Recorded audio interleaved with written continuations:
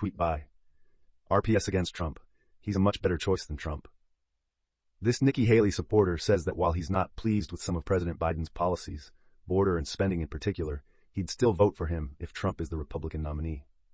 We say, this tweet highlights a supporter of Nikki Haley expressing preference for President Biden over former President Trump in a hypothetical scenario where Trump becomes the Republican nominee, citing concerns about specific policies while still indicating a willingness to vote for Biden. Tweet by Medir Hassan. Important. And again, this isn't about whether you agree with this line of thinking or not. It's about acknowledging that this is where those communities now are, with good reason, and asking what, if anything, are Biden and the Dems going to do about it. Especially in Michigan. We say, this tweet raises the question of what actions President Joe Biden and the Democratic Party will take to address the concerns and grievances of communities that are dissatisfied with their current circumstances, particularly in the state of Michigan. Tweet by Daniel DiMartino. If Trump wins the primary, he has at most a 60% chance of winning the presidency, but most likely closer to 50%.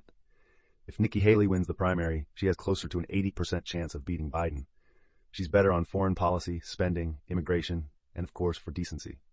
We say, this statement posted on Twitter assesses the electoral prospects of Donald Trump and Nikki Haley in the U.S. presidential race based on their hypothetical primary victories and highlights Haley's perceived strengths over Trump in various policy areas, attributing a higher likelihood of victory against Joe Biden to Haley as compared to Trump.